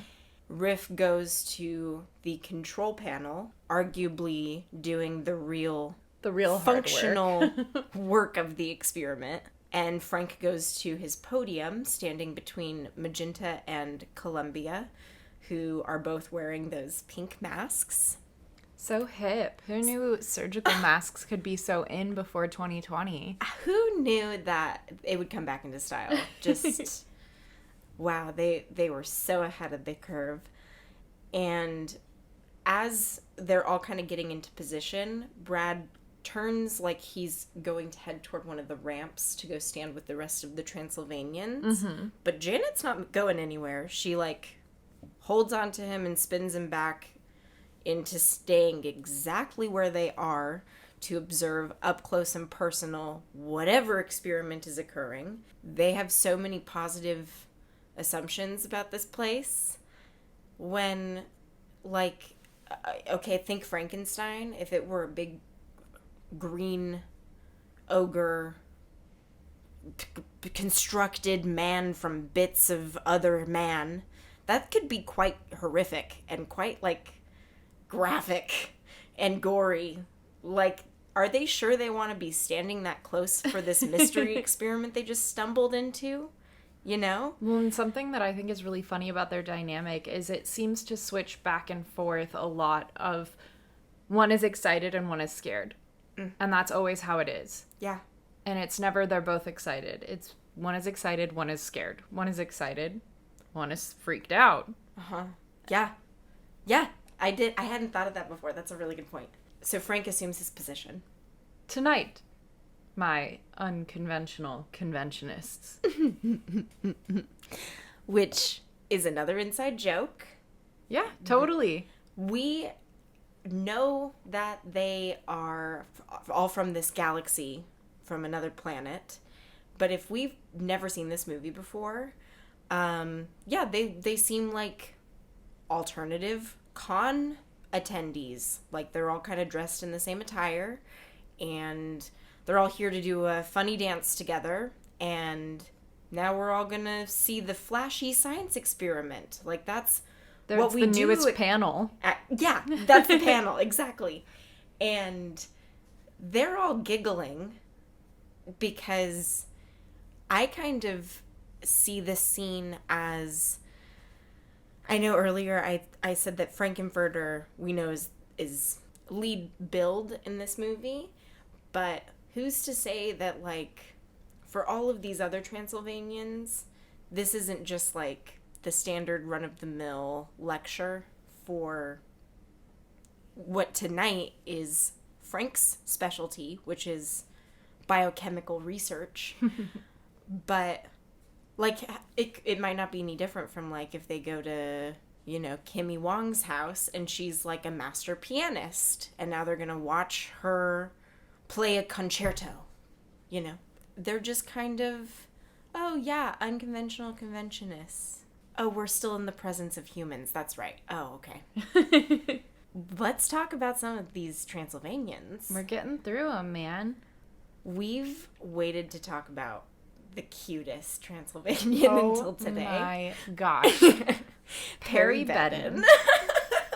So he was really young during filming. One of the younger cast members, he was only 24. So he's the greaser Transylvanian with the slicked back hair and the big silver bow tie. He was in the wedding scene as the photographer's assistant. He was actually also in Shock Treatment. He started acting when he was 12 years old, so it is no surprise that he got into movies young. He was in The Sound of Music as one of the younger Von Trapp boys, and then later performed as Frederick. I friggin' love Sound of Music. I watch it like every year religiously. For like a December movie, like a holiday movie, or just anytime? Like any time of the year. It's one of my like sad movies. Like when I'm feeling sad, I'll put it on because when like it's one of those sad. Good cathartic cry movies for me. Is it simply one of your favorite things and Absolutely. then you don't feel so bad? Perry Bedden performed in Jesus Christ Superstar. They really stuck to the people they knew. I know I've said before, adds to the chemistry of this cast, but we see more so now than in the ballroom how comfortable this cast is with each other, and they're so casual, they're leaning against each other, they're familiar, they are affectionate, like willingly affectionate with each other. They're all like a big family together, and you can tell they have known each other for years. They're just in so many dang shows together. And then he was in a pop duo? Yeah, so in 1974, he was part of the pop duo Truth and Beauty. They released one single, Tough Little Surfer Boy, with Touch Me on the B-side, with backing vocals by Little Nell. So in 1976, once everybody had gone over to New York to do Rocky Horror Show in New York, all the main cast, Perry actually took over the role of Riff Raff in London. And then he was actually in Rufus Collins. Remember Rufus Collins? He was in his production of Hair. So, families got to stick together. After doing that and going on tour with that, he came back to Rocky Horror Show and continued playing Riff for another 3.5 years. So in total, he spent about 4 years playing Riff Raff in the UK, Germany, and Australia. And fun fact, he's actually played Riff Raff on stage longer than any other actor. That's nuts. Yeah. But, I mean, he had firsthand experience at the creator of the role doing a perfect performance. Like, Richard O'Brien as Riff Raff is nuanced, and it's really, like, that's cool that he was able to kind of keep that alive, and then he loved doing it so much. In 2004, he released Perry Bedden's Rocky Horror Picture Book, which has a ton of behind-the-scenes photographs of his, which you can get on Amazon. It's so good. I think I know what I'm going to get Katie for Christmas. There are some really incredible shots, and we've actually included a couple of them on our blog. But his book is so... And they're all pictures that he took himself. So it's from behind-the-scenes stuff since the beginning. To be on that set? How cool. Our next Transylvanian is Hugh Cecil. He was 61 at the time of filming. He's the bald Transylvanian with the red shirt and the monocle. Fun fact, that is actually his monocle that he brought with him. That he uses in real his life. Yep. Normal day-to-day. Okay. So, cool. An eccentric guy. I'm on his team. I'm in. So he was actually a really successful magician, and he was part of the Magic Circle, which is a, like, secret magic society. For Is like Joe 70 Bluth years. A member of the Magic Circle. But he was like this very accomplished magician, and I was pretty shook to know that. Weird, He was... What a strange career. That is interesting. Yeah. He actually was signed with an agency called UGLY Agency. They were specifically targeted towards people with unique looking faces and characteristics, which I don't think that would fly at all. No. Not present day. No. But it got him... That's called discrimination. I mean, it got him a ton of roles, though, like background roles and extra roles and stuff. He was in Spice World. Oh my gosh. Yeah, so if you look in the background of one of the scenes in the crowd, you'll see a bald man that Baby Spice leans over and kisses on the cheek. That's Hugh Cecil. Fun fact, Richard O'Brien is also in that movie.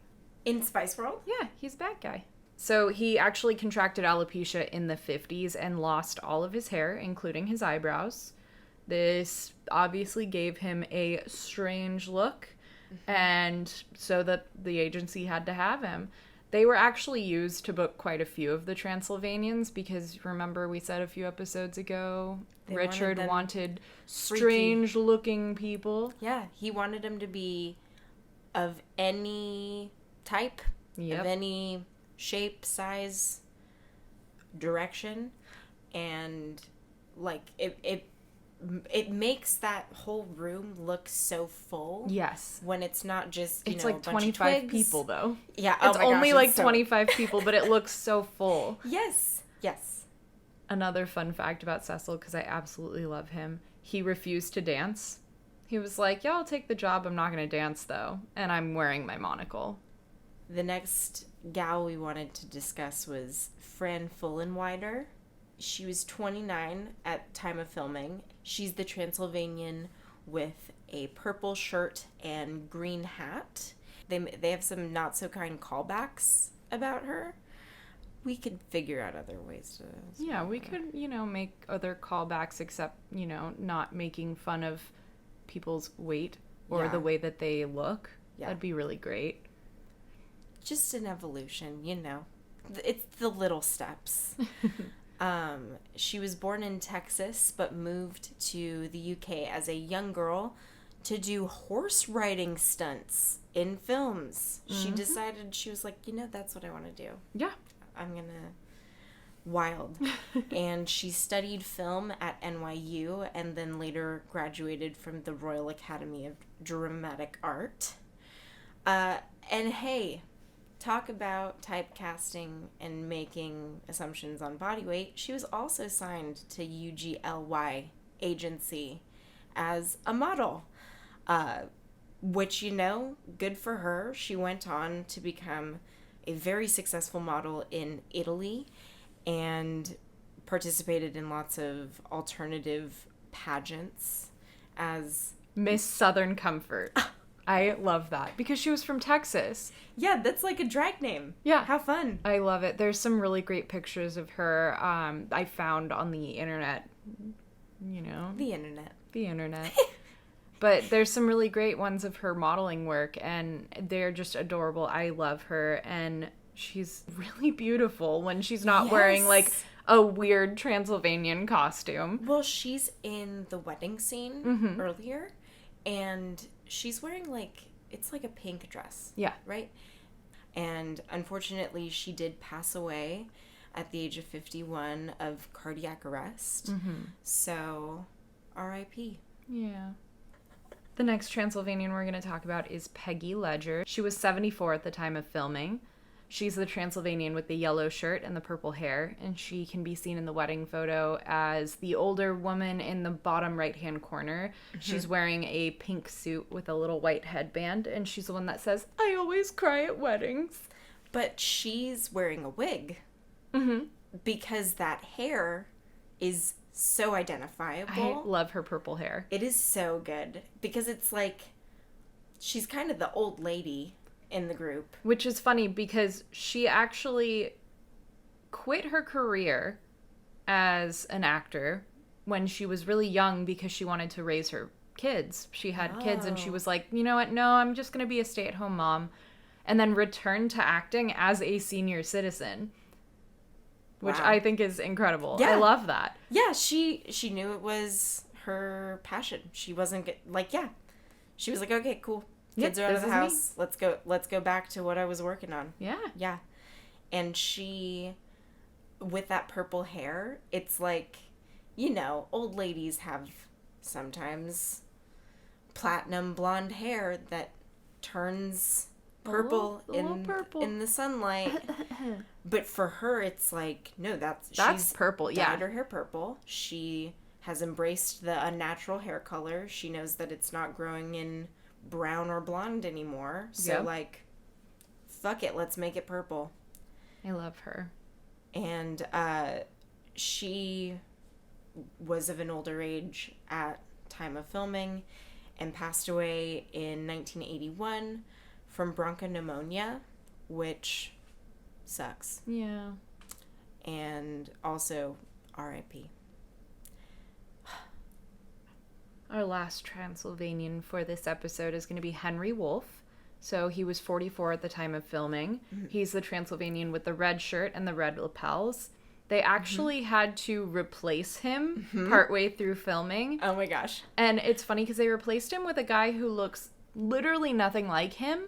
But they keep showing him in shots. Like, he's not just like a, background, like, replacement actor. Like, they keep showing this replacement guy in shots. Wait. Okay. You said earlier, what if Transylvanians are shapeshifters? Shapeshifters. Dude, okay. I like that. Because you're right. He looks like a body double. Like, he's the right height, I guess.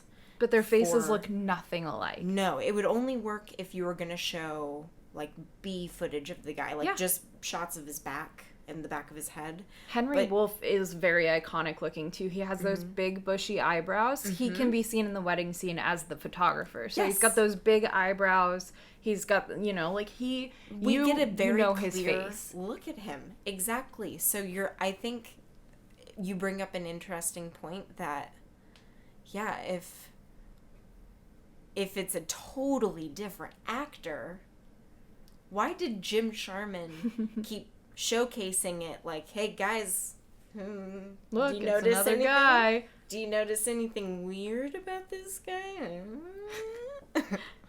So Henry began acting in the late 50s, and really got the ball rolling during the 60s. So he had a ton of stage and screen credits throughout the 60s and 70s, which is why he had to leave filming, because he was like, hey, I got another project I got to work on.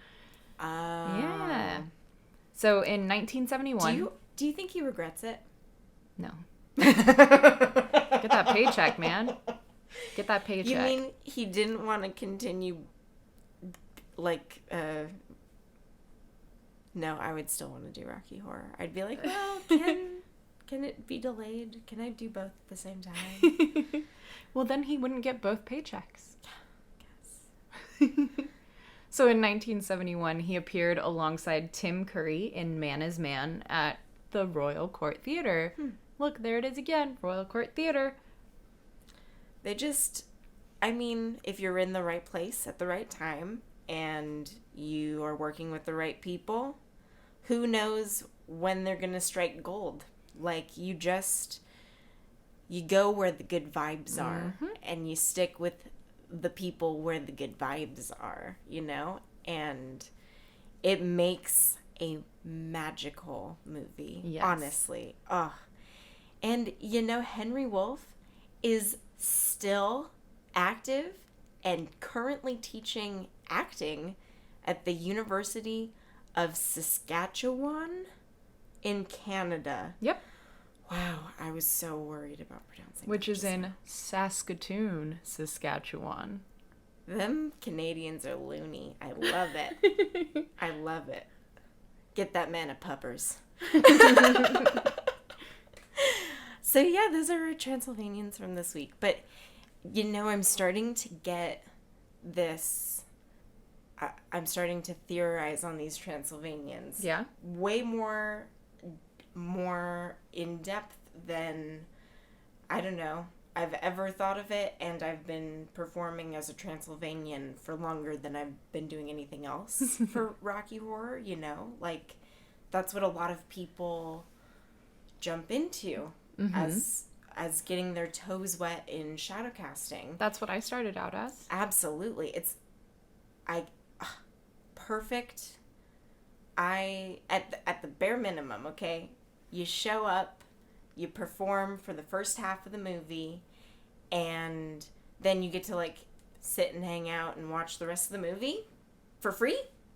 Like, how fun is that? Like, that, if you're going to Rocky Horror anyway, like, you might as well be a Transylvanian and just, like, dance in the aisles. And, if we could get... I like to think of the Transylvanians as the Rocky Horror hype men. Hell yeah. So, like, they're like the DJ Khaled in the back of the track. Just being like, another one. Well, you can do all of your favorite callbacks from the audience. I would love, like, at various moments through the show, just, like, plopping down in an empty seat just next to, especially if they're, like, virgins in the audience. It's nice to then, like, hey, guys, what do you think of this crazy movie? And then you get to add to the atmosphere in a way that I like emulating, because I think that's what happens in the movie. They step into that castle and it's like, whoa, these people, I don't know what they're doing, but I'm into it. And then maybe next time I want to come dressed up as a Transylvanian. You know? And how cool if we could get like 30 Transylvanians. I would love it. Speaking of shadow casts, we left off with Frankenfurter moving over to his microphone. Yes. And at that point, I would say Brad and Janet have their bathroom break. That's when I take mine. But yeah, because all of the attention is on Frank's monologue. On stage, we'll have set the tank, and Rocky will preset himself behind it. All eyes are on Frank. We are excited for the presentation, and Brad and Janet don't really need to be there. Like, I think if you have an extra spotlight available, and you can have 2 spots on Frank, and then Brad and Janet are like standing at the front of one of the aisles for like there's a light, for example. And if you just spotlight them whenever we cut to them in the movie, The like that would, split second cuts. yeah, that would be effective. But honestly, there's so much going on. Nobody's paying attention to Brad and Janet. Yeah. It might get to that, though. We might start doing that. That would be fun. Yeah, so Frank gets center stage. He has already addressed the unconventional conventionists. Now he gets to tell them what the panel today is all about. You are here to witness a new breakthrough in biochemical research. And paradise is to be mine! And we all burst into applause because Frankenfurter could do any kind of dramatic swoon and trigger the exact kind of emotional reaction he wants out of us. He's just said possibly, okay, you said it the way that Tim Curry sexy says it, okay? Let me just say it like in regular like words. You are to witness a new breakthrough in biochemical research. Like, sounds like a fun TED Talk. You know? Like a biochemical research. But like the way that Frank has described it, the way his face is moving when he's saying why this. he's the master. Oh, he's such a performer. He just has the presence. Mm-hmm. It's so good. It is. And he, in saying that, states his ultimate character motivation, which is finding happiness and peace on Earth. Mm-hmm. He wants to find paradise, which, I mean, is a Steve Reeves sex toy. But I can empathize, you know? Like, is it so much to ask for happiness? He's not looking for anything crazy. His means to an end are psychotic, but if it's in the name of looking for happiness, isn't that what anybody is doing in life? As the guests are applauding Frank's big announcement, He's basking in that applause. He is, and we get a couple of really good shots of the audience members, the Transylvanians, up in that observation area. We also get an angle of one of the nude statues holding a loudspeaker. That says Acme Studios. Yeah, on one side. It's a little hard to see, but if you pause it at just the right moment, it's kind of faded, and it's on the top left-hand inside of the speaker. And the way the speaker looks, and visually, it's equal to the belly button of the statue that's holding the speaker. He's holding it like on his waist. I think that's foreshadowing Rocky's belly button or a lack of a belly button that we're going to see later. It was strange the way it happened. We cut back to Frank, and he is now talking directly to us. Still, he's been talking to us since the beginning of the presentation. Suddenly, you get a break. All the pieces seem to fit into place. What a sucker you've been. What a fool. The answer was there all the time. It took a small accident to make it happen. An accident. An accident? He's being very dramatic with the way that he's giving this speech. His hand motions, his facial movements. It is iconic, and as a Shadowcast performer, like, it is a sin as a Frank if you don't get this right. I'll let you in on a little secret as a Columbia. I'm wearing a mask during this part, but I'm definitely saying the entire speech. What a good little groupie you are. Frank he's standing in front of this microphone that is not doing very much for him because he's still whispering. Like, he's still trying to seduce us with this information. He's being microphoned so he can give us this sultry monologue about all of the pieces fitting into place. Like, lean in to listen to me whisper. Okay, I went somewhere with a theory on this. Because he's got rubber gloves, running with the theory that Frank's purpose on Earth is to impregnate a human woman so that Transylvanians can continue to procreate on another planet. I don't know. He snaps a rubber. Okay? He snaps a rubber. Mm-hmm. All of the pieces fitting in place. He could be talking about the male and female anatomy. Like, fitting together like a puzzle piece. yeah, and if they're aliens observing humans and they don't know how that works, this is the form they take on Earth.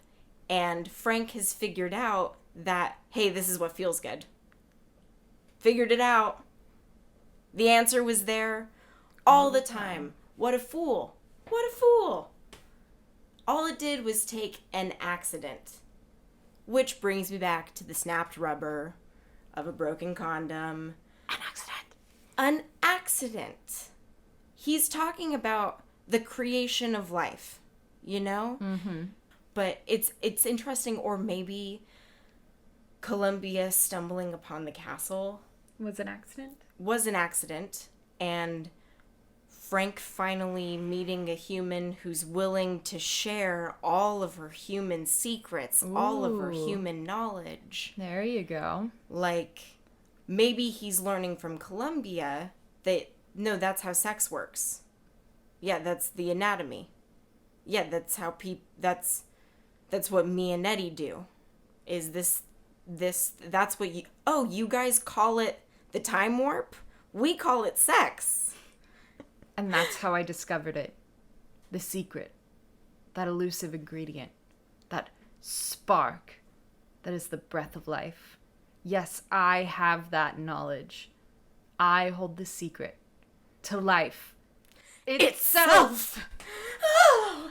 And everyone breaks into more applause, more cheering, and Brad and Janet have been like cautiously observing this the whole time. They hear Frank say an accident, and they look at each other like, well, we wound up here by accident. Getting a flat tire was an accident earlier today. And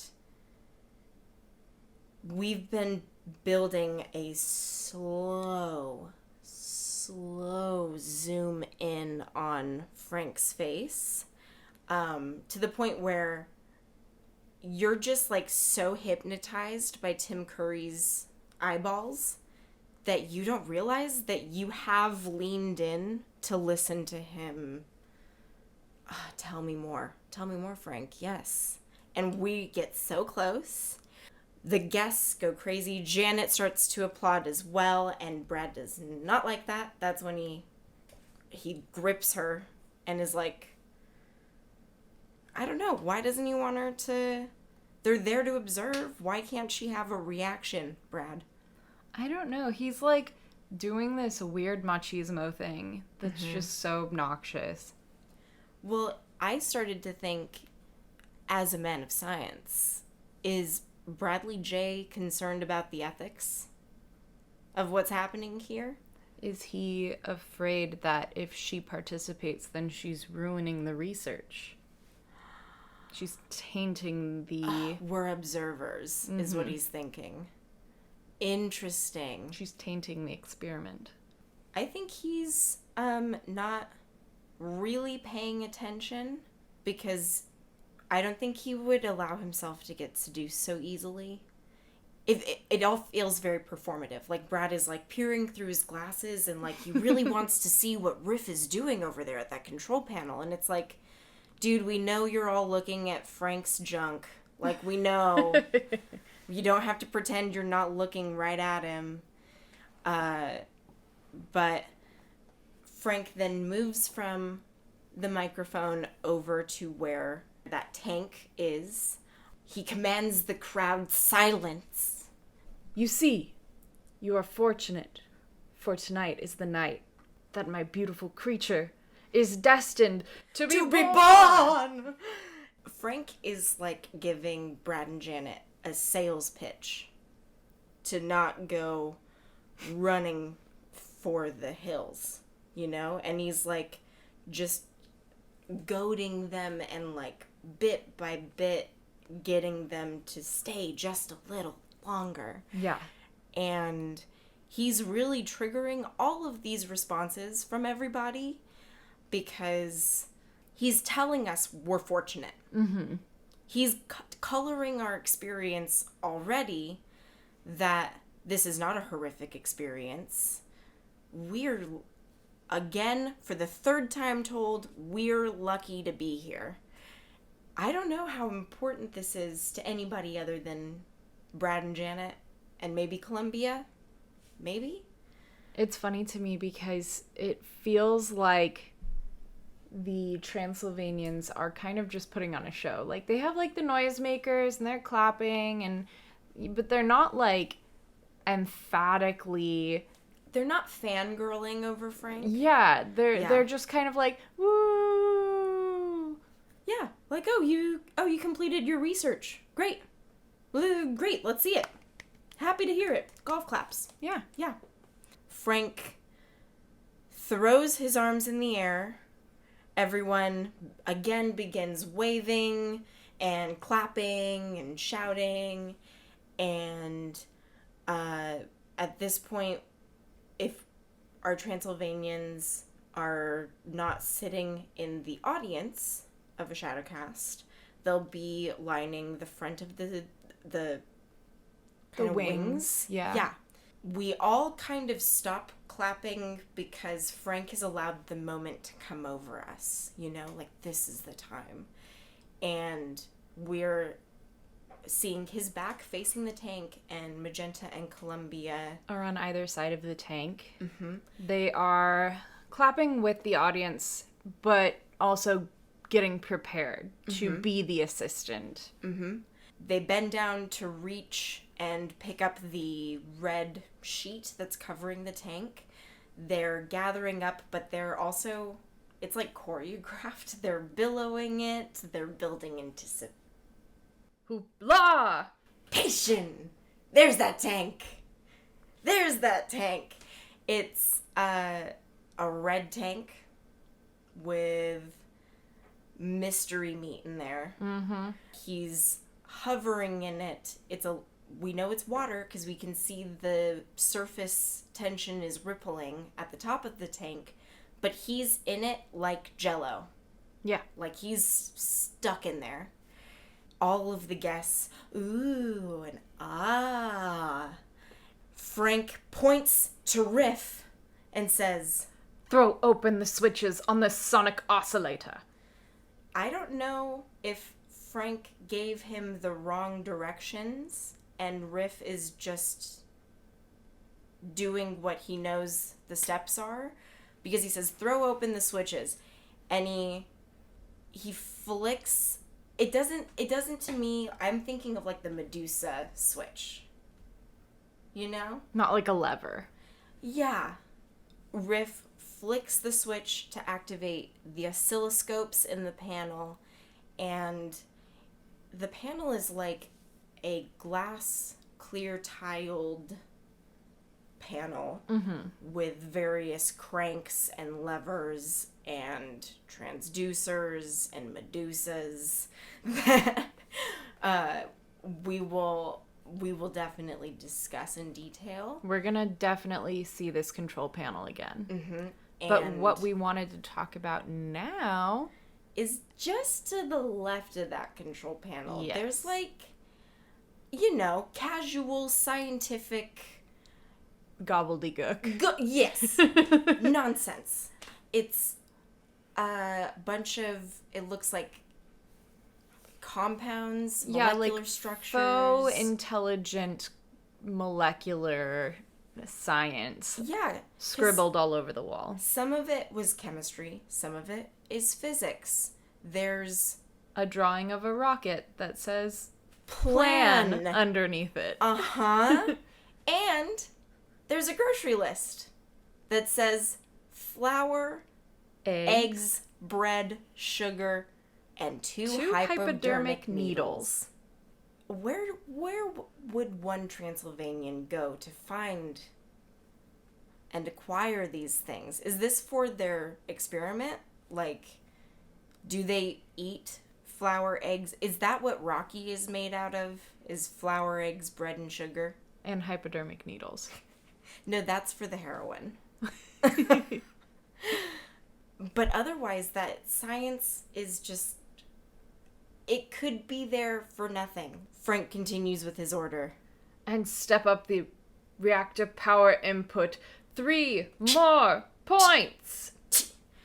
And they're Dorito-shaped buttons that Riff presses and then bends down to start unwinding the wheel that is lowering the juice of life. Yes. And it also triggers all of the overhead lights to turn off, and now all we have as light is a strobing effect coming from behind the control panel.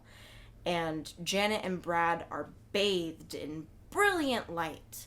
Janet raises her arm to shield her eyes, and she clings to Brad as he continues to try to figure out what Riff is doing over at the control panel. And Janet turns to him. "Oh, Brad!" What, bitch? "It's all right, Janet." But, like, why is that always his go-to? I know, he's always, like, just totally gaslighting her. Totally. And it's like, if we don't take the theory that Janet is impregnated at the end of the movie, like, if nothing else, we're about to meet the character that spells the demise of their relationship because she cheats on Brad with Rocky. Mm-hmm. So, if anything, again, she's having good intuition of, like, I don't think this is a good idea. It's been fun and all. Brad is just so obsessed with convincing himself that it's all right. And at this point, it's just like, it feels like a lie. It doesn't feel like it's all right anymore. So, like, because we had that 360 shot when they exited the elevator, Mm-hmm. Brad and Janet, too, know there's no door. Yeah. There's no escape. Like, what is... Okay, yeah, we can be concerned, but, like, do you know how to operate that elevator? They've always done it for us. Yeah, we've ridden on it once, and we weren't paying that much attention because we were in our underwear and felt vulnerable. So, I don't know, maybe they're, like, kind of realizing the danger they're in. I know, I'd be freaked out. Hell yeah. Frank raises his arms to receive the chandelier that's being lowered from that geodesic dome with the same kind of gold stars that are on Columbia's jukebox. Mm-hmm. Bring me the forbidden juice box. I need the juice. And Riff Raff is unwinding and doing a lot of physical manual labor for this project. Who's doing the real work here? For real. Frank is just kind of he's Vanna Whiting everything. He's like, look, my tank. Look, my chandelier. And Riff, he keeps looking over his hump to try to get a glimpse at the experiment. Like, the work that he is doing is preventing him from fully experiencing his creation. His creation too. Exactly. Yeah, he is working so hard that the pipes on the panel are whistling and steaming and almost bursting at the joints. Yeah.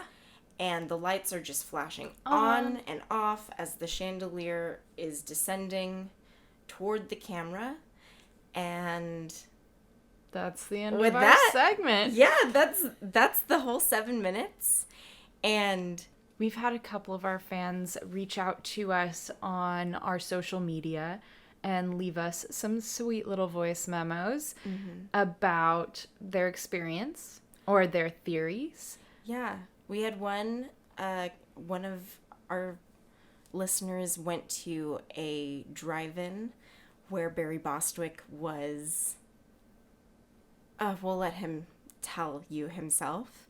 I'm really sorry I didn't film the whole thing, though, because there was one part after the clip I sent you where he talks about that, like, everyone his whole life has called him an asshole, and now he only allows his kids to call him asshole.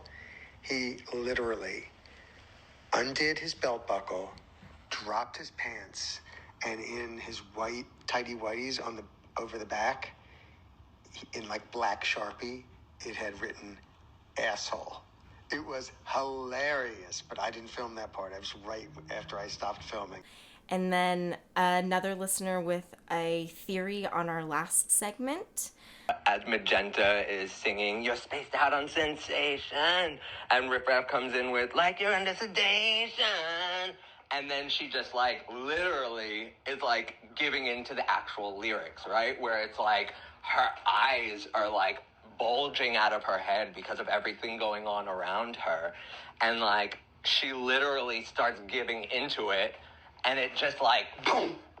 It's overwhelming for her poor little body. You know, if you guys want to send in voice memos, we would love to hear whatever conspiracy theories we didn't touch on, any that you want us to dive in further, any personal experiences with Rocky that you want to drop us a love letter voice memo. We would love to share them. And you can find us on Instagram at Time Warp Radio, where you can send us your DMs. Please tag us in your Rocky Horror photos as well. We would absolutely love to repost them. See all of our resources and lots of fun videos on our blog, timewarpradio.blogspot.com. You can find us on Facebook, Time Warp Radio Podcast. If you loved this episode, feel free to leave a rating on iTunes, please. And we're so excited for next episode where we will finally meet our tank child. She's still trying to make it happen, you guys. I want to make Tank Child happen.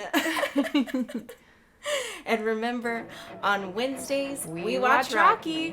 Bye. Bye. Please don't forget to rate, review, and subscribe.